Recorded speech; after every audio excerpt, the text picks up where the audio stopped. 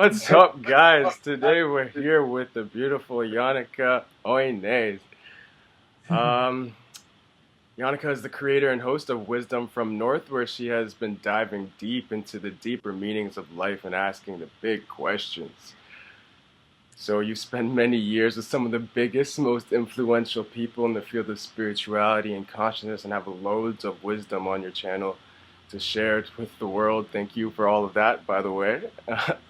um, what I notice and what I love about your work is how you dive into like layers of the onion. Like when I have conversations with people about these topics, when they want to talk to me about it, I go, well, there's many layers of the onion. Like, which one are you talking about? So you dive deep into extremely extraordinary topics, including soul contracts, past lives, illusions of our reality, energy vortexes, ET contact, the afterlife, extrasensory capabilities, astral projection, out of body experiences, life missions, and that's just to name a few. So, like, wow, good for you. That's brave. That's crazy. That's the world needs that right now. So, why Wisdom from North? What inspired this title, and why did you create the channel? Well, first, I just want to say that I'm very excited about being on your show and your Thank you so channel. much It's for really agreeing nice to with it. connect with you. Thank you. Why I created Wisdom from North? There's many layers to that question too, actually. But I guess it started many years ago when I was 11 or 12. I first felt this attraction to the stars, and I was very into UFOs. And I remember my parents talked about that there was this mystery around the pyramids, and I was Mm, like, "Is there a mystery? Like, don't you grown-ups have everything figured out?" And I mm, started to realize that, wow, there were things that we didn't know. And that kind of opened up this space that I could, explore something that others didn't have an answer to. Because you tend to in life feel like when are a child that everyone are telling you what to do all the time and you don't have the answers yourself. So it kind of, the spark started there. And then I became an actress, and I've been a child actress, and then I pursued acting for many years. But I came to a place where I didn't feel that inspired in my life. And I was like looking for what should I do, and I actually started to study as a teacher. So I am a primary teacher now, actually, but I wow. don't pursue that path anymore because Wisdom from North happened. Because I felt like I needed to do something inspiring that was really me. And I went on YouTube and I saw all these videos and interviews with people who were talking about spiritual phenomena and inspiration and following your inner voice. And these were things that I hadn't heard that much, in my environment and in school and in my family or friends. Like, we didn't talk like that. And when I watched these videos, I was like, I just felt so empowered and so inspired and happy. And then all of a sudden, I asked myself, it was actually just a thought that just dropped down in my mind, like, but why don't you do something like this yourself? Mm. And I was like, whoa, but I can't do that. And then the thought was like, but why can't you do that? I mean, you've been in front of the camera and you've been going to this course where you learned a bit about camera use. So, and you've been so into the metaphysics. I mean, I've been studying metaphysics. Mm. I've been going to India to an ashram. Like, I've been really into it. And then I couldn't find a reason why I shouldn't do it. And then I had so much energy when I started this series. I was like, "Oh my goodness, this is my path." And actually I think it is because I've been producing like either 2 week, no, 2 videos a month in the beginning and now one video a week, and it's been almost 4 years. And it seems like I'm just going and going and going. You've definitely influenced so many and inspired so many with the work you're doing. I being one of them, like you definitely were a part of the cookie trail that guided me to even be doing what I'm doing right now. So thank you for all that. That's so amazing to hear. Thank you for telling me that. All right, so basically, what makes these discussions so relevant and important right now? Like, how do these concepts have the power to affect the everyday lives of people watching? Like, why does it all even matter? These topics are very they're very complex in nature. They're very, you don't hear it every day. A lot of people don't even know about the existence of these layers that you so freely and bravely are talking about in these videos. Yeah, I mean, the thing is that I do cover a lot of different topics. So, I mean, all the interviews won't, fit with one person. Like, I think different videos will resonate with different people. But I'm doing it. I mean, I started out doing it because I needed it myself. Yeah. Because I was lifted when I watched similar interviews and was listening to spiritual teachers who came with perspectives that opened my heart and my mind. Because I've said this on my blog, like I've been depressed in my 20s, like where nothing mattered at all.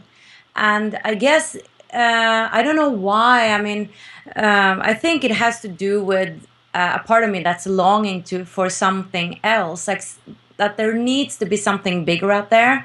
And when I started getting confirmation that there was, I was just lit on fire. So this is really nurturing me. And I think it's nurturing other people too, to learn that they have the power inside of them, that they can create their lives to a degree. I think, there are multiple layers here too. I think that there is a destiny and free will, and they go together in this perfect match somehow. I mean, that's Yeah. a divine mystery. But so I think it's empowering to watch this, and I think it expands your mind, your belief systems, which is really important because what we're doing a lot in this world, is that I have my belief system and you have your belief system, and then we argue about it. Yeah. Like, instead of seeing that there's so many ways of seeing, the big elephant, that. What is it called? That metaphor that you have the elephant and you're in a dark room and someone is explaining the tail because they're touching the tail, and others are explaining Okay. the ear, Yeah. and they all are right, but they don't see the whole elephant. Yeah. And I think it's a bit like that we have to be exposed to more information and more just possibilities. And besides, like, I haven't seen an angel, but I just interviewed like Diana Cooper yesterday, and she's just, she says she's seen an angel, and she says that, yeah, she's seen unicorns and mermaids, and I mean, it sounds really fantastic, but to her, it's real, and I really want to take that serious because it's real to her. Mm-hmm. And what if it's something that I'm not seeing because I haven't opened up, or because maybe I was born in a rational family, so that Yeah. wasn't allowed. So I think it's important because it really expands our knowledge, and then I think we open up to each other more when we see that, whoa, there's so many ways of seeing life, and perhaps the way you see it is very solid too, so perhaps we shouldn't argue. Maybe we should just be interested and curious about each other. Definitely. Out of all the topics you've explored, which ones have resonated with you the most so far? Which has really shifted your perceptual experience of reality? So to you, what's like essential to know after all this wisdom that you've come by? What's essential to know? Well, I guess the interviews about ETs and our galactic family has been really good for me to explore and know and learn more about. And I feel like I've interviewed some really great people about that because, I mean, there's so much out there, You really have to discern. And I've interviewed those who I resonate with. Like, I just interviewed Jamie Price, and I think she's really credible. And she's telling us how we actually stem from different planets, like the Pleiadians and far back the Lyrans. And that the Pleiadians have this heart energy, and they're helping us in the ascension. And that just resonates with me. Yeah. So I love to learn more about that because it's like I feel that that's my family somewhere up there. I mean, it's here too, but it's also that I belong up there. So I really want to have more information about it. When you say it resonates with you, is it more of a just like an interest, or do you feel a connection to this galactic this galactic family, all these capabilities of consciousness that's outside of this Earth consciousness that's like somehow interacting with it? Yeah, it's a really deep longing. It can have been hurtful sometimes. Like I felt really that I am separated from something out there. Mm. And it doesn't come from my family, like or friends. Like no one was talking about it. I was the one talking about this at school, like UFOs, blah blah blah, and people were like, "That's the UFO girl." Like, it was that bad, you know. But now I kind of accepted it. That okay, it's a reason for it, and maybe I should just learn more about it.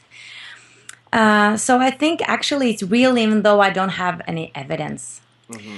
Another thing is near-death experiences. I'm really curious about where I'm going when I'm dying. Like really curious, and somehow I really want to prepare myself because I don't want to just die and then perhaps go the wrong path. Hmm. Decide, to walk in the wrong door in a way. Like I really want to educate myself on what I can expect. And I guess I've learned that you are carrying a lot of stuff to the other side. Like if you really haven't worked on yourself, you're carrying that on. Hmm. So I've come to see that it all really is connected and fits together. Do you That feel I that in have to. do you feel Hmm? that in like a normal day, like walking down the street? Did you have like a perceptual shift from before wisdom from North and after? Was it like before you kind of just were like seeing the illusion as an illusion and kind of just letting things charge you and fighting for beliefs or whatnot, and then after, did you notice like the way you perceive reality change after all these interviews and ideas that you've discussed? Right, that's a good question.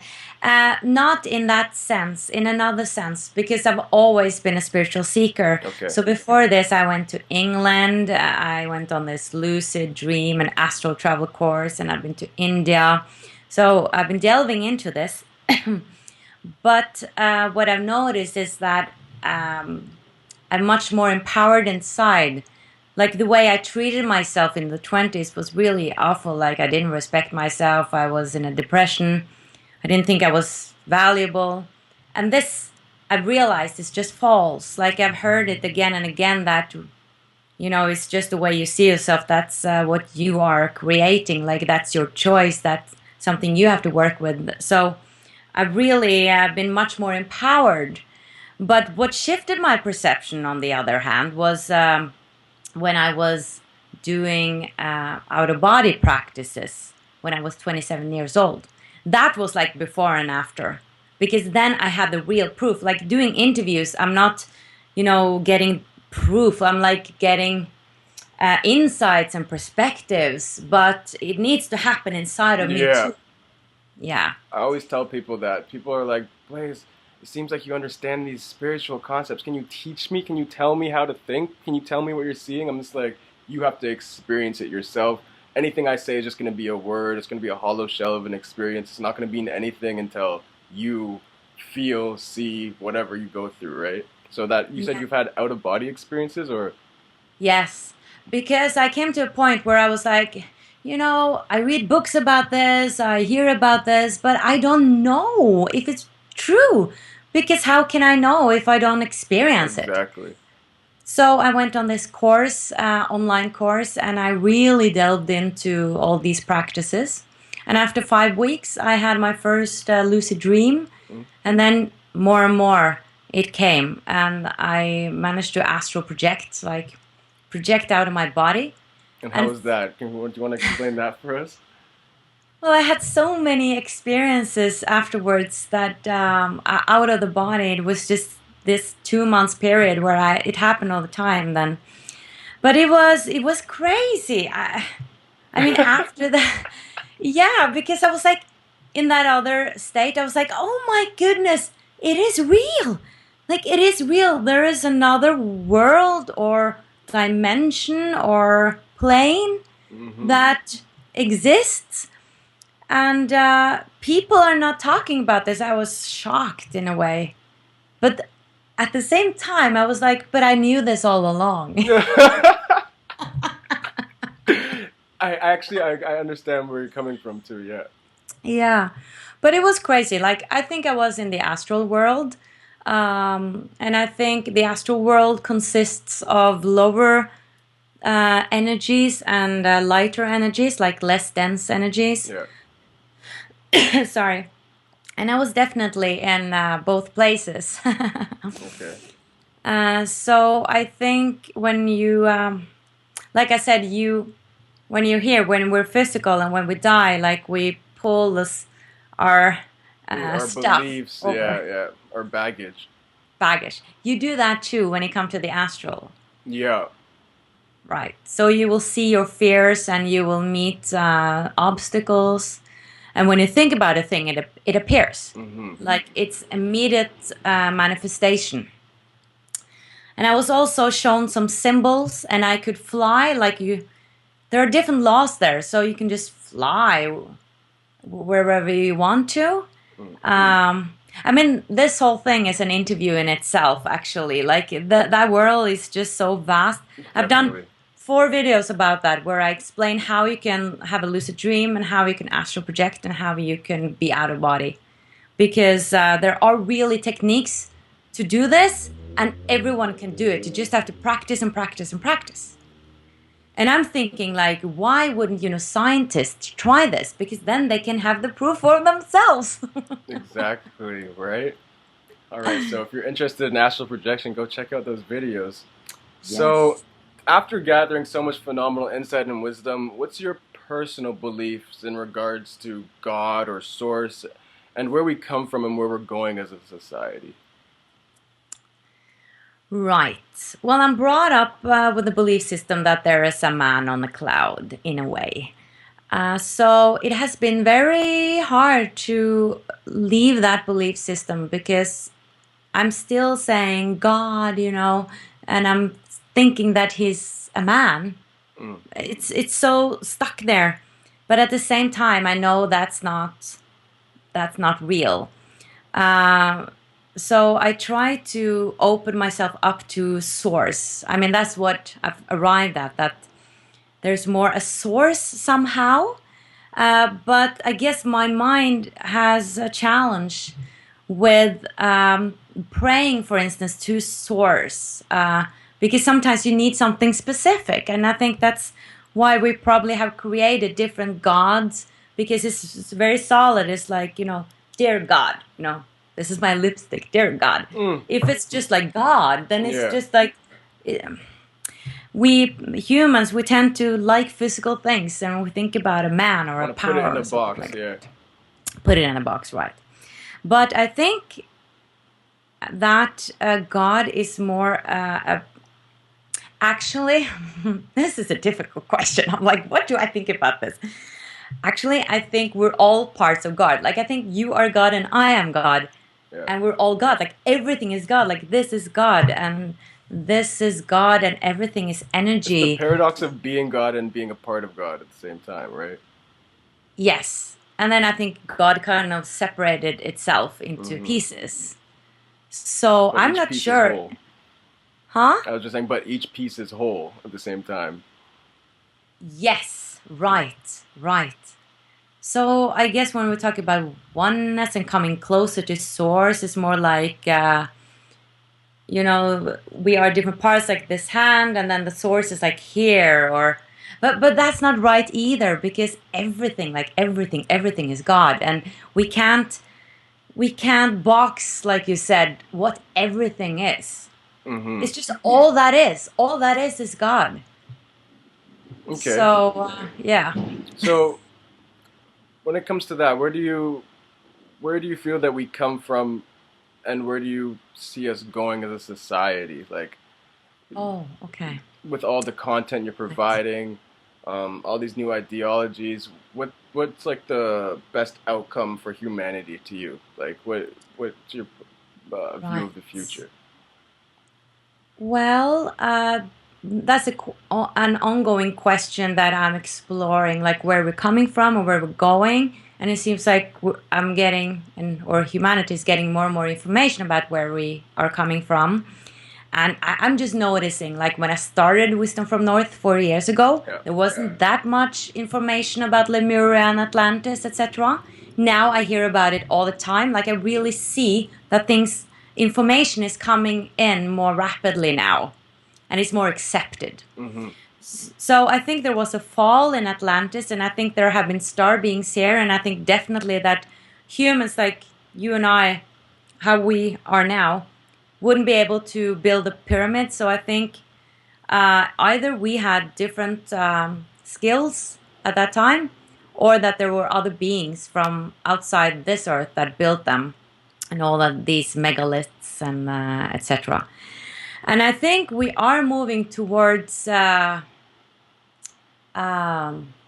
Well, I hope that we are moving towards a more golden era. They call it the golden era without knowing what that is. But I hope we are becoming less dense, like more evolved beings. Yeah. Where, I mean, people are talking about vibrations, right? That everything is vibrating, like everything is energy and everything is vibrating at a certain frequency. And I would like to see that we are upscaling that we are vibrating at a higher frequency. Raising in consciousness. Yes. So we will be able to see the subtle realm and see actually how energy is flowing.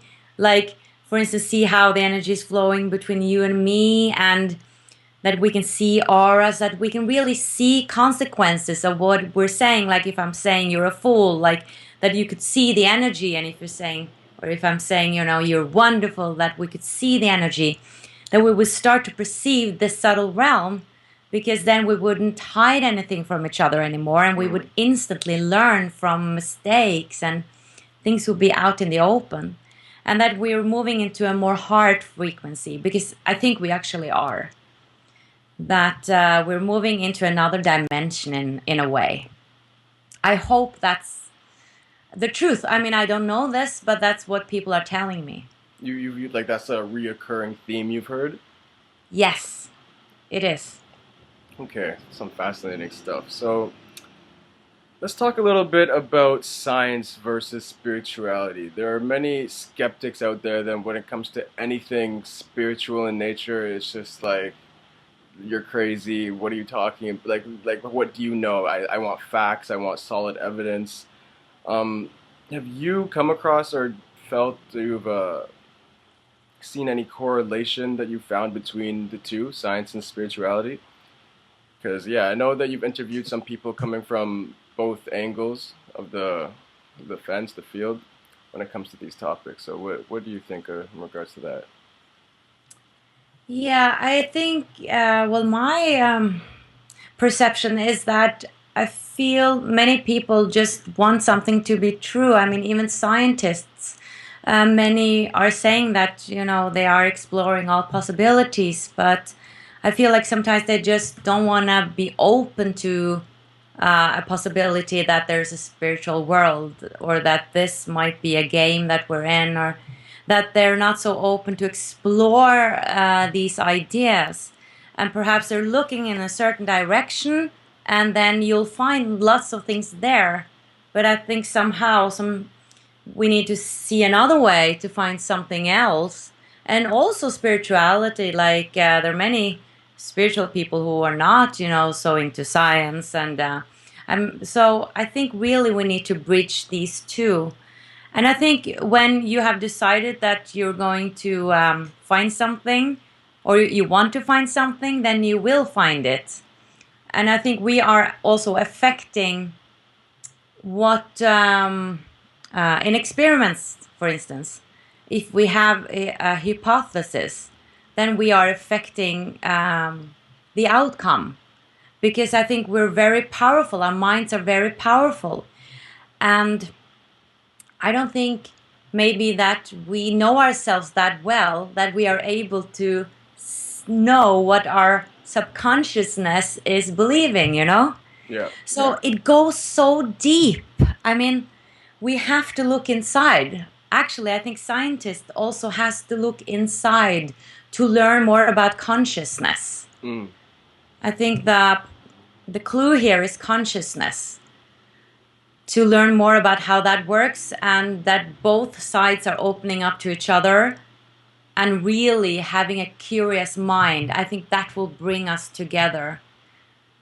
So you And brought up yeah. you brought up how like even with, like when scientists have a hypothesis, it affects the outcome. Do you think that has like a correlation with the whole quantum world and quantum mechanics when you Oh expect yeah. something is gonna alter, you know, the fabric of reality to like be somewhat what you expected, or Yeah, I mean, I think we are creators.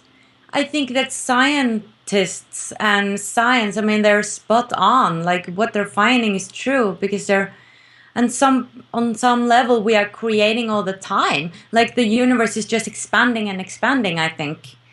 But the problem is that they're looking in one direction and then they're missing out on so many other things.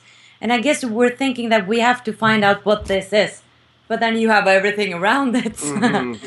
So I think it's so much bigger than we can ever fathom, actually. So we actually need to get out of our minds, like think like a crazy person to Mm. actually be open to that things are different and magic and beyond. Like you're saying, quantum physics and quantum mechanics, that's infinite possibilities. Yeah. How is that even possible? We don't. How can we wrap our minds around it? But I've actually seen a few scientists who are talking about quantum physics and all these possibilities, and there are many interesting YouTube videos about that. So I do believe that we are moving closer to each other. We are building that bridge more and more. Definitely. It seems like science is finally even coming up with the words that are like solidifying these spiritual concepts too, which is really amazing. So that's super Yes. exciting, and that even correlates with what you were saying about us raising in consciousness. They need innovative um, stuff like that to be coming through to the front line. So that's fascinating stuff. So we covered quite a bit. Any messages for people that are watching this that what's one thing you want to leave them with before they go indulge in all of your content? Well, I guess I want to say that I encourage you to listen to yourself. And that is easy to say, but it's actually really difficult. Well, for some people, I can't speak for the whole world, but to really trust yourself, what you are feeling and what thoughts you have on perspectives and on these topics, because it's very easy to buy into someone who is really good at talking. You Yeah, know, when you watch television shows or just listen to your father or brother or mother or whoever. If they're really good at talking, you're like, yeah, well, they got to be right. But if you feel that, no, it doesn't resonate, just listen to that. Because I don't think your feelings are ever wrong. They are telling you what's true for you. And if you start to listen to that, that will take you to your true path and to what you are going to bring to this world, because your perspective is very crucial for the whole picture. definitely. Very nicely worded, very nicely said. Thank you Thank so you. much, Jannecke. I can't wait to see more of you and everything that you do. Be sure to check out Wisdom from North to find loads of brilliant videos if you feel open to exploring and learning about these fascinating layers of reality. She's your girl right here, Jannecke. That was fantastic. Thank you so much. I'm very Thank grateful and you. honored to have you share this with us. Thank you for having me on. Keep up the great stuff. Thank you so much. Thank you. Bye bye.